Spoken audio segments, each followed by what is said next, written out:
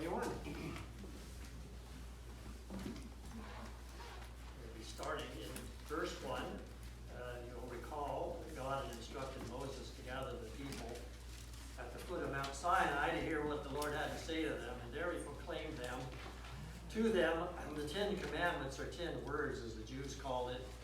And we can think of this as a building upon or expansion of the two laws that Jesus declared to be the most important, on which all the others are built. And of these 10, God gave 4 commandments that appear to deal with one's relationship to Him, and 6 that gave basic instruction on how one is to behave toward others. And the giving of these commandments were accompanied by an amazing display of God's presence. Thunder, fire, or lightning, trumpets, smoke, and all this just scared the daylights out of them, and they backed away to what they presumed to be a safe place. And they then begged Moses to be the one who communicates God's message, because they feared for their lives. And Moses reassures them that they're safe, but the purpose in God's display was to communicate to them that they really need to pay attention to what He says. And so God starts speaking to just Moses, and He begins to build on the 10 Commandments. And He first reminds them of the prohibition of making idols and how to properly build their altars in the place that God directs. So, Sarah, would you want to start with verses 1 through 6, please? Now these are the ordinances which you are to set before them. If you buy a Hebrew slave, he shall serve for 6 years. But on the 7th he shall go out as a free man without payment. If he comes alone, he shall go out alone. If he is the husband of a wife, then his wife shall go out with him. If his master gives him a wife, and she bears him sons or daughters, the wife and her children shall belong to her master, and he shall go out alone. But if the slave plainly says, I love my master, my wife, and my children, I will not go out as a free man, then his master shall bring him to God. Then he shall bring him to the door or the doorpost, and his master shall pierce his ear with an awl, and he shall serve him permanently. Now, as mentioned, God is building here on the 10 Commandments. And God's going to give them some basic guidelines for living together in a just and civil manner. And not only for their sake, but for the sake of being set apart as a people, set apart people as a witness to other peoples. And these are not intended to be exhaustive, but should guide them in a way of life that is characterized by justice and civility. In other words, godly character. And what we need to understand right at the beginning is that the Bible does not condone or promote in any way slavery. Now, this is a gross misunderstanding of these and other passages. Now, remember that the Israelites are coming out of 10 generations of slavery. And they were not human beings, they were property. It was all they knew. And God was bringing them from that condition to one of being a free people, and they had absolutely no idea how to do that. And in their new nation, they needed to understand that God valued their humanity, and they were to treat their fellow humans with God's sense of value. Okay, now, a few words we need to get. One is in verse 1, one is the word rules or ordinances. And this word is also rendered as rulings or judgments, as a guideline for judges to render decisions in mediating disputes. Okay. Now, the other word is slave in verse 2. And you'll remember that Hebrew is a very word-poor language. And some words need to have a range of meanings because there just aren't enough of them. It's not like Greek, who have a lot of words. Okay. And so the word slave refers to a wide range of social or economic roles. And this could refer to a worker, an employee, a servant, or a slave.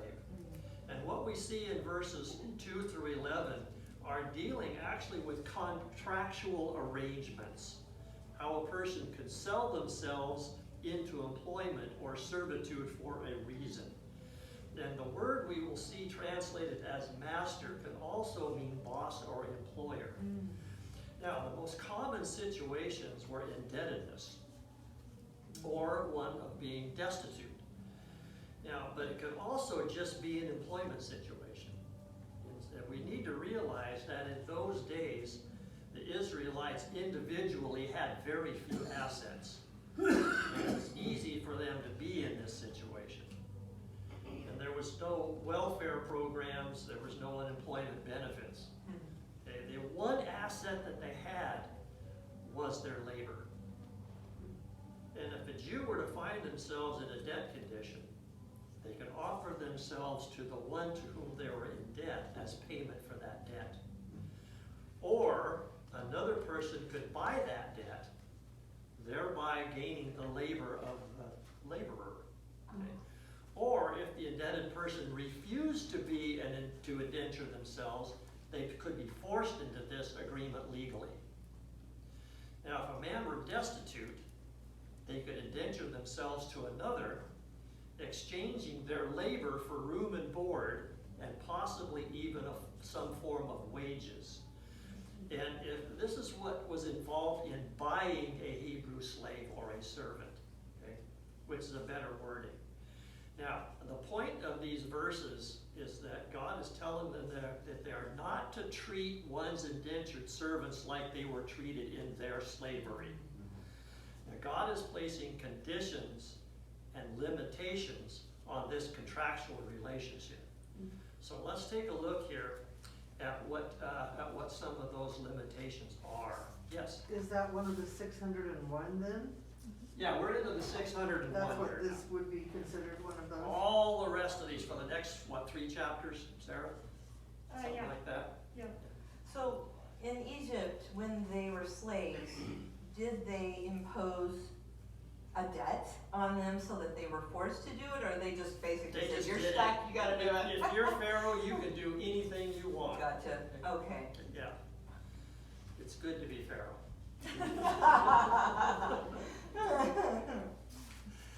All right, so the first limitation we see here is on the time of servitude, and it was 6 years. And that's all the longer one could keep another as a servant.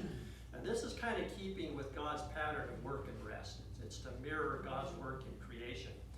And at the end of that time, the servant is to be free from the obligation with no debt remaining.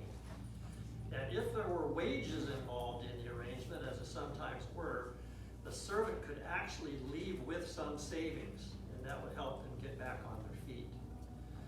But there were conditions that involved wives and children of the debtors. Now, if one entered into this arrangement alone, they were to leave alone. But if one entered married, the wife and presumably their children also would be free also. Now, the idea here of the master giving the servant of a wife giving the servant a wife. Now, what is that all about? Why would the master do this? Now, to understand, we need to know that child mortality rate was greater than 50%. It was actually closer to 2/3. And so the odds were actually against a child growing into adulthood.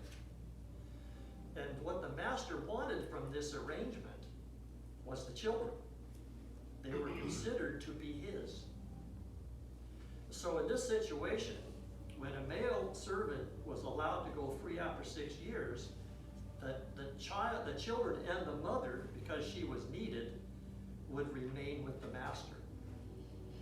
And this bride was possibly a servant in the master's household, one that had cost the master something. Okay? That was not always the case. But realize that all marriages in that culture were arranged. And brides were bought by someone paying the bride price to her family. And this may be how the master obtained the bride for his male servant. And whichever is the case, the children were considered to be part of his reward or assets. And all of this is spelled out in the Torah so that everyone knows ahead of time what the expectation is. Okay? Were the children then, you said his, considered as descendants or considered as slaves? It depends, and we'll touch on that in just a second. That's a good question. No, that's a good question. All right. So one more condition.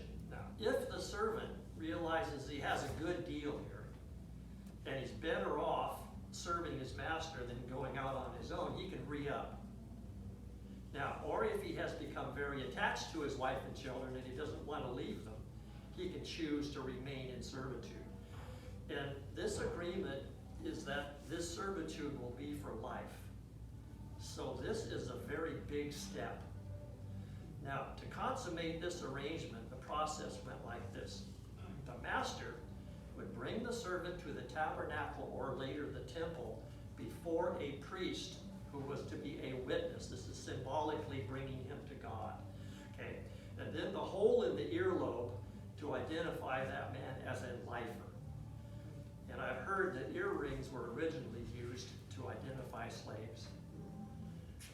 Now, to us, this all may seem a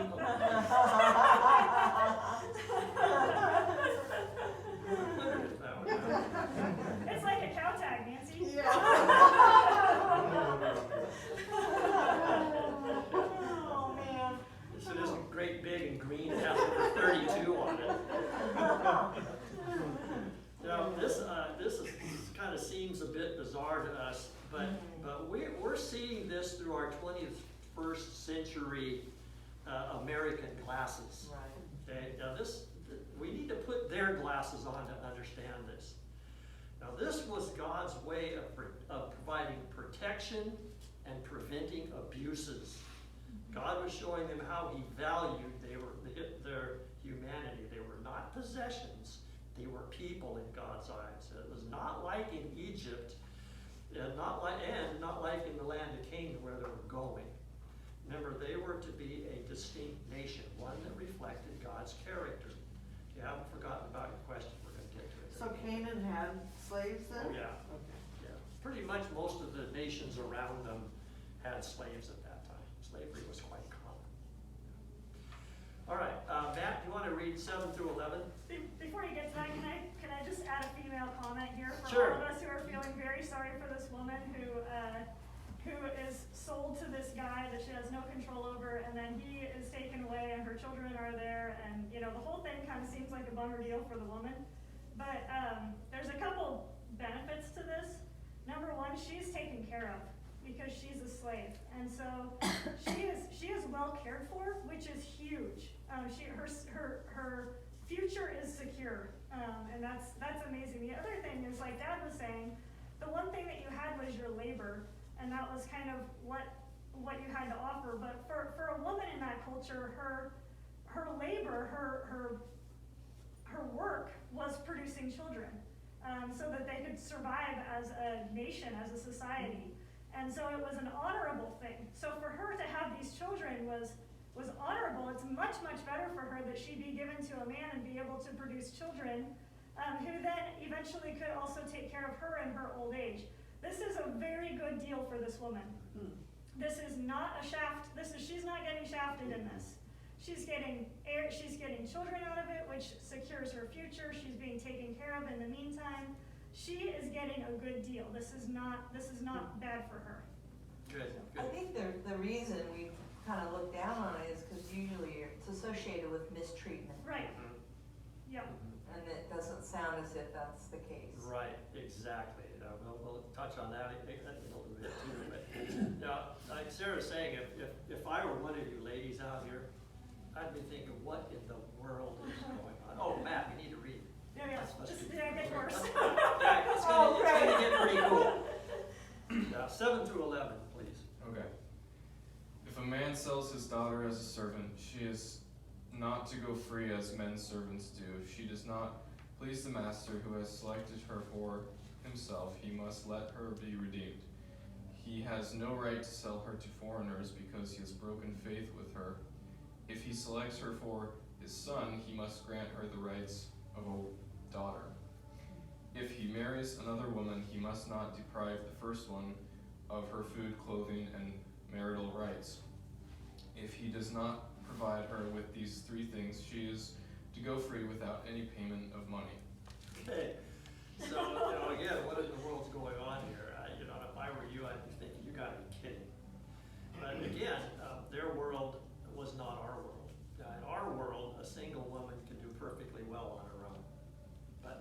Sarah was saying, it's not so in there. She really had limited options. And there was a very real danger of poverty and/or exploitation here. And her greatest asset was her ability to bear children. Now, why would a man sell his daughter into servitude? Well, there's several possibilities. One could be as a payment for a debt, and providing for a daughter who had no other prospects, perhaps, as in from a poor family. Or maybe he just wants to get rid of another mouth to feed. And now in the back of your mind, remember the child mortality rate. Okay? So what are the conditions and limitations placed on this arrangement? Now first, in certain situations, the 6-year limitation did not apply. It was a lifetime commitment.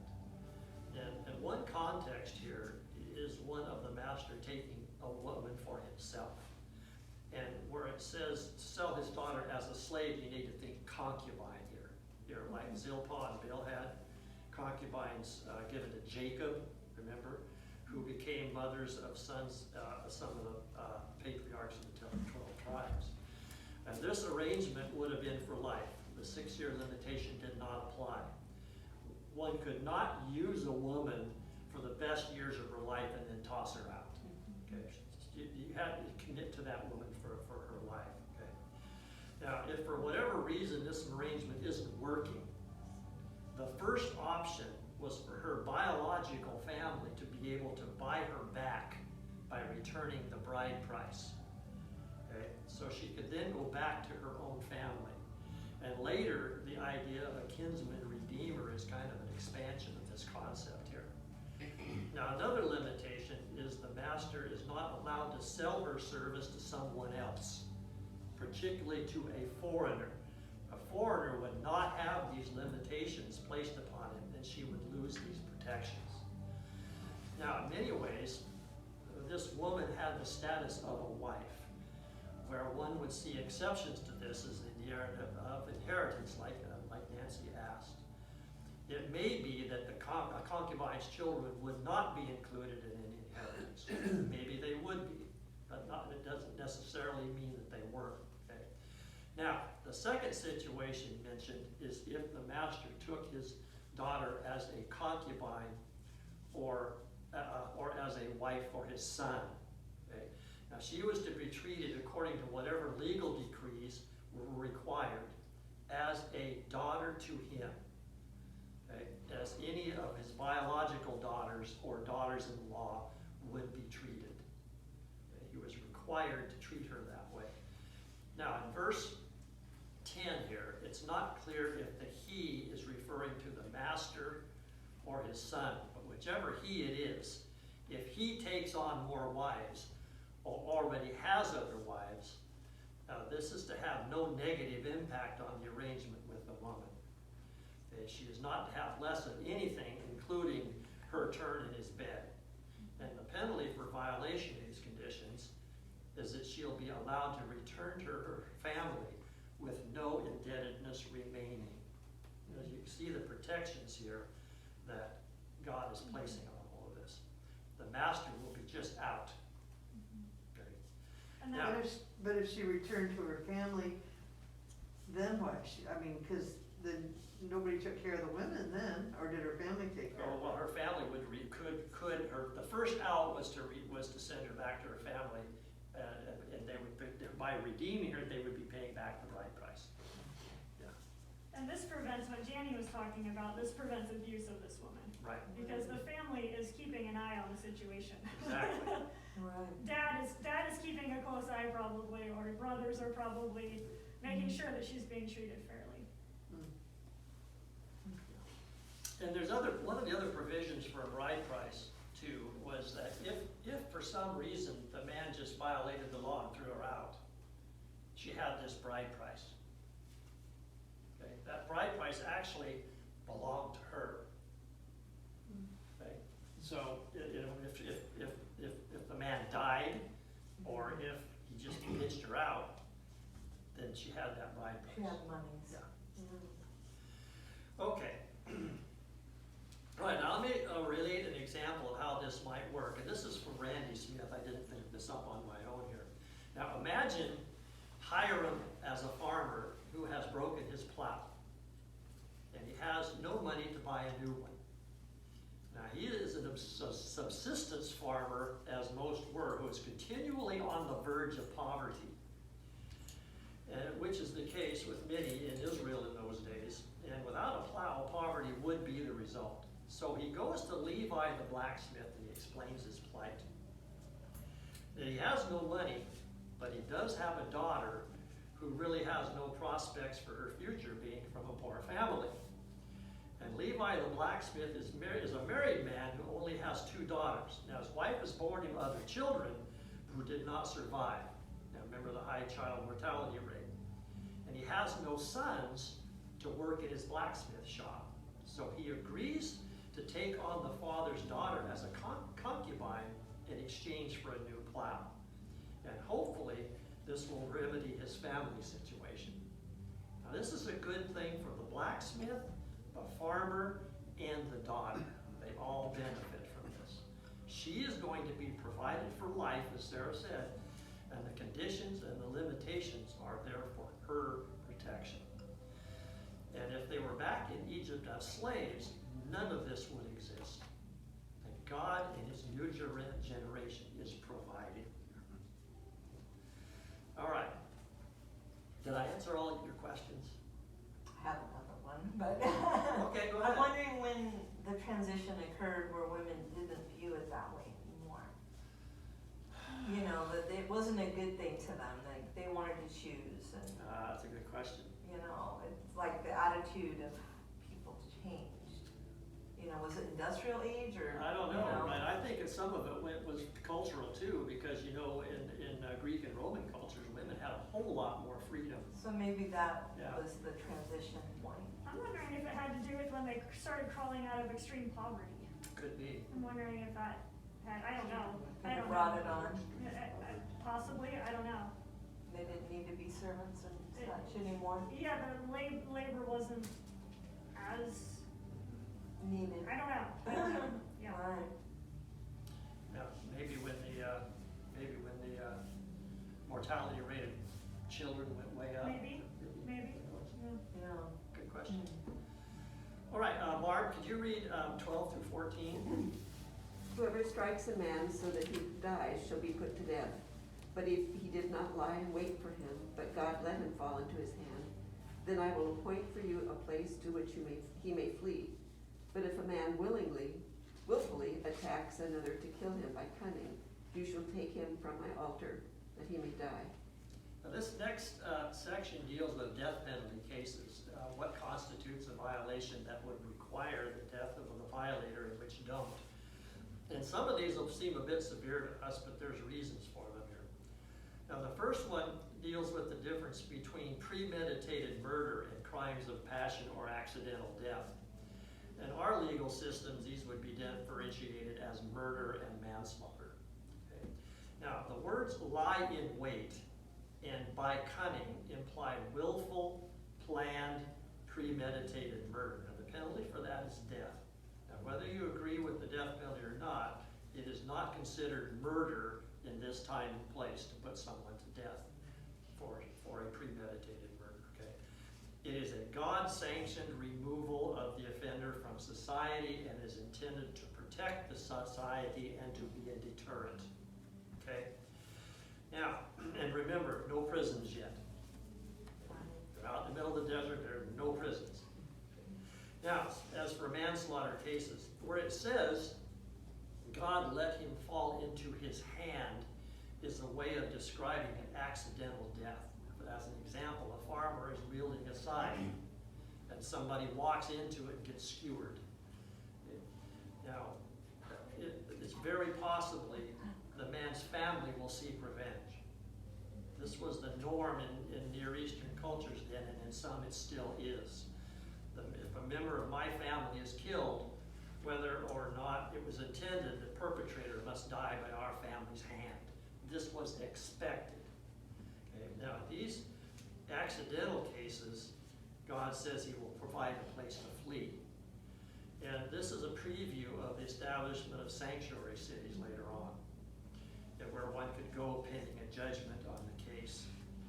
And if one would do no, if it would do one no good to go to the altar for protection, where the shedding of blood would profane the altar, profane the shedding of human blood would profane the altar.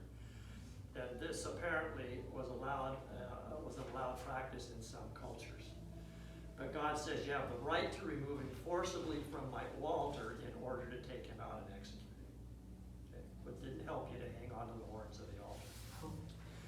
So if there's no cities of refuge yet. Not yet. But Then- God said, I will provide them. So he's talking about the future. The future, so it's not necessarily that they're protected at this particular time when Right. they give them instruction. That's what I'm assuming. But the important thing here is that vengeance is not part of the deal. And remember in Deuteronomy chapter 32, it says, it is mine to avenge, I will repay. That's God speaking. Dear, do you want to take 15 through 21? Can I say something real quick? Sure, go right ahead. So the family who seeks revenge and gets it, they're not put to death. That depends on the culture. In God's laws now, they would be. Yeah, Okay. they would be. It was not cool to kill somebody for revenge. Right. Vengeance killing was not the deal. They had to be judged guilty and executed by the society. Okay. But before that law was given, was that an accepted thing? I'm assuming it was, yes. Either that or God is thinking ahead, but in the cultures around them, that was the deal. That's how people expected to live in that kind of vengeance An eye society. for an eye and a tooth for a tooth. Well, and we'll get to that too, assuming that we get that far. Sorry. Yeah, no problem. Okay, Dear, you want to go ahead? 15 through 21. Excuse me. And he who strikes his father or his mother shall surely be put to death. And he who kidnaps a man, whether he sells him or is found in possession, shall surely be put to death.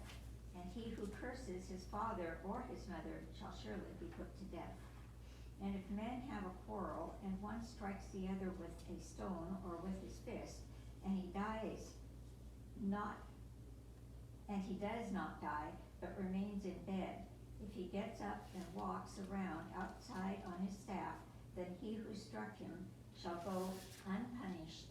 He shall only pay for his loss of time and shall take care of him until he is completely healed. And if a man strikes his male or female slave with a rod, and he dies at his hand, he shall be punished. If, however, he survives a day or two, no vengeance shall be taken, for he is his property.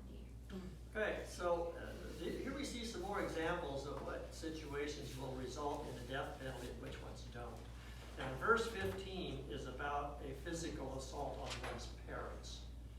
And in Hebrew, this is not just a slap or a single striking of one's father or mother. This refers to a serious, full-blown assault or a beating of one's parents, one that could potentially result in their death. And this is to be in contrast to the case above here, one that does not result in death. Okay? The parent doesn't have to die for the death penalty to be applied. Now, obviously, beating one's parents does not fit the standard of honoring one's parents. Okay? So this is an expansion of that commandment. Right, in verse 16, what's this all about?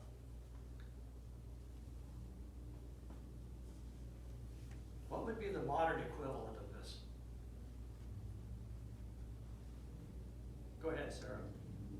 It's the slave trade or something like that. Okay, and how do you get a slave? Kidnapping. You kidnap You them, take right? them. Okay, this is kidnapping here, all right? So here we have an absolute prohibition of taking someone by force and selling them into slavery. Can't do that. This is to result in the death penalty. God is serious about this. Okay, now the slave doesn't even die. The person who is stolen doesn't even die. Right? But God is serious. You can't do this.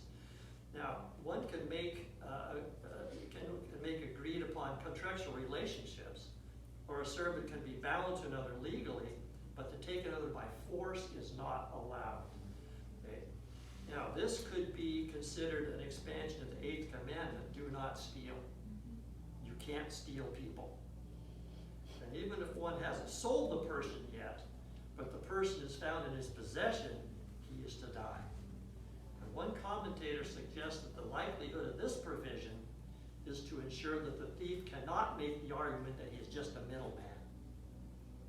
This is intended to prevent any form of slave trafficking. Now, someone's going to ask here, or I mean thinking whether if you want to ask it or not, what about forcing defeated soldiers into slavery? And this is a different situation.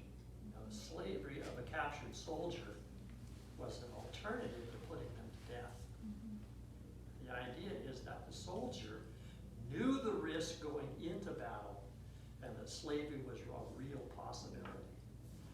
This is one of the accepted risks and was an alternative to death. And the Israelites could and did exercise this option at times. And remember, to be a slave in Israel is not the horrible prospect it would have been in other nations at the time. It's much easier to be a slave in Israel. Now, the next one, verse 17 is like the one in verse 15. Our translations do not convey the severity of the offense here. The idea here is to dishonor one's parents. Now think of the 5th commandment here. By publicly rejecting them, claiming one wanted nothing more to do with them and would not consider them as his parents. Now, resulting in neither obeying them or caring for them in their old age as what one's expected duty was. Now, this was a declaration that he wanted nothing more to do with his parents and wanted them out of the way. And this was the situation in the parable of the prodigal son. Now, by telling his father that he wanted his inheritance now, this young man was implying that he wished his father to be dead and didn't want anything more to do with his family. He wanted out. And this was horribly damaging to the family. And God says this is not to be tolerated in this covenant community. And he declares it to be a capital crime. And in verses 18 and 19 here, this provision deals with the situation where two men are arguing and it gets out of hand. And a fight ensues and one of them gets injured badly enough that he becomes bedridden for a time. And he eventually recovers well enough to walk with the aid of his staff. Now, since the man recovered, this is not a capital crime. The perpetrator is not completely off the hook, however. He's required to compensate the injured man for loss of income while being bedridden. And the added provision of having him thoroughly healed means the doer of the deed will be responsible for any medical costs or other costs there might be. Now, this provision in this law excludes our concept of awards for pain and suffering, or what's the other one? Punitive damages. Okay? The idea here is that when people get in an argument that degrades into a fight, both patients assume the risk of injury, and therefore there's no compensation other than for out-of-pocket expenses. Now, this would be a good time, I think, to explain the difference between our legal system in this country and the one God is providing here. Our system of laws is an exclusive one. This means that if there is no law that one cannot do something, there is no legal penalty for doing it. Okay? Now, an example. In this case, in which two men are quarreling, any lawyer today worthy of his salt would be able to argue that his patient did not hit the victim with his fist or a rock, but instead kicked him in the head. Okay? Assuming that was actually the case. Okay? Now, in our legal system, the accused would be likely to go free. But in the Israelite system, however, the judge would laugh the attorney out of court. This judge would be expected, even required, to go beyond the exactness of the law and apply the law in a way that would include anything related to it. Now, he would decide that a kick in the head was enough, like hitting with a stone or a fist, that he could rule in the defendant guilty of a violation here. Okay? Now, this expectation would allow for the broad application of the laws. Not so in our system. And this is why laws, contracts, and other legal matters are so bogged down in legalese that they are impossible for the layman to slog through or even to understand. That they had to cover every possible eventuality, as in close the loopholes. But not so in this. All right. Now, is it your understanding in this passage, it seems to me, but it doesn't spell it out too much, that the quarrel, both guys are quarreling. It's not like one jumped the other one, or, you know, it's kind of a consensual quarrel, if you, if you Right. wanna call it that. So, okay, Yeah, but I think what it's doing here is just put a limitation on how badly you can hurt the Yeah. other guy. yeah. Yeah. You know, you can't just practically beat him to death so badly that they end up bedridden. Yeah. Okay, and then in the next two verses, verses 20 and 21 here, we're back to the treatment of slaves or servants again here. Now, one of the expectations in the acquiring of a servant was that there had to be a means of forcing that person to do the expected work, because that person was the master's asset. And the reason for the contractual agreement was for the financial benefit of the master. So if the servant was lazy or defiant, the master would suffer loss. So smacking the servant with a rod was not considered abuse. It was an acceptable means of enforcement. But as we will see here, and will continue to see, there were limitations in place to protect the servant. The master could not beat the servant so severely so as to cause permanent injury, and as we'll see later, their death, as in this instance. But there was some practicality for the master involved in this. The servant was his income, or possibly a concubine. And to beat them so severely that they were out of service for more than a day or two, they had lost the value of that service served during that time. So it was stupid for the master to treat them too harshly. And if this severe treatment resulted in the death of the servant, the master was left open to whatever vengeance awaited. And so here you might see an exception to the vengeance rule here.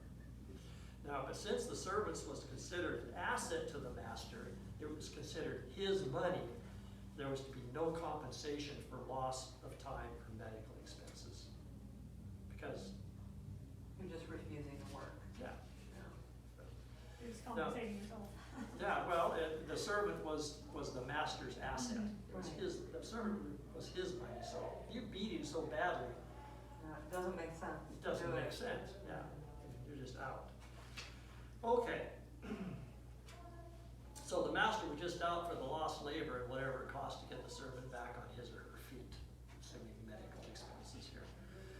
Okay, so Janny, would you read 20 through 27, please?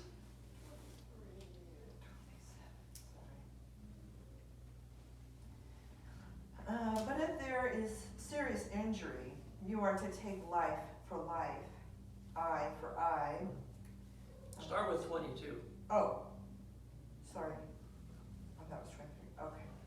If men who are fighting hit a pregnant woman and she gives birth prematurely, but there is no serious injury, the offender must be fined whatever the woman's husband demands and the court allows.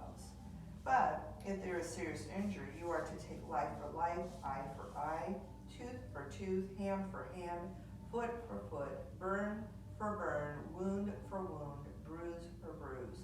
If a man hits a manservant or maidservant in the eye and destroys it, he must let the servant go free to compensate for the eye. And if he knocks out the tooth of a manservant or maidservant, he must let the servant go free to compensate for the tooth. Some of these verses here are a little difficult to understand because there's a bit of a variety in how they're translated. But the first situation here is a brawl between men, and somehow a pregnant woman gets too close to the action and she gets injured. And this results presumably in a premature birth or a miscarriage, but it can also be rendered in such a way as needing for the woman to give birth later on to see if any harm had actually been done. Now, harm or no harm refers to the baby or the mother or both. And this could range from a slight injury, permanent injury, or even to the death of either one of them. And it could also mean that the penalty could be imposed even if there is no damage. Okay? Now, I think the idea here is that carelessness around a pregnant woman is not to be taken lightly, and that these men should know better and needed to be more careful. Now, depending on the extent of the damage to either the woman's husband shall determine what the penalty should be. And that proposed penalty is then taken before a judge for his determination. And even if there is injury to either the woman or the baby, the penalty cannot be for more than the damage would indicate as appropriate. This is the life for life, the eye for eye principle. And this is a very important legal principle. It establishes that the penalty needs to fit the crime, that there is not to be an excessive penalty. This prevents abuses and/or for allowing circumstances to be considered in judgments. Okay? Circumstances can be taken into consideration. Now, there is considerable support here for the idea that the eye for eye principle is not to be taken literally, meaning that if the mother or baby lost an eye because of the brawl, the perpetrator does not actually have to lose an eye, but that the penalty for the loss of an eye should cost the person or hurt the person as much as the loss of an eye would. And this could be the loss of property, it could be monetary, it could be corporal punishment, it could be public humiliation, or any combination of all of that. And the goal of this law is that justice is fully served, but not beyond that. Now, it's interesting here to me that the death penalty for the death of a baby is considered to be as serious as the death of the mother or any other human being. And the death of an unborn child could result in a capital case if the father deemed it. Now, one needs not wonder how God values the life of an unborn child here. Now, verses 26 here and 27, we're back to the treatment of slaves or servants again here. And again, we are treated to God's valuing of humanity.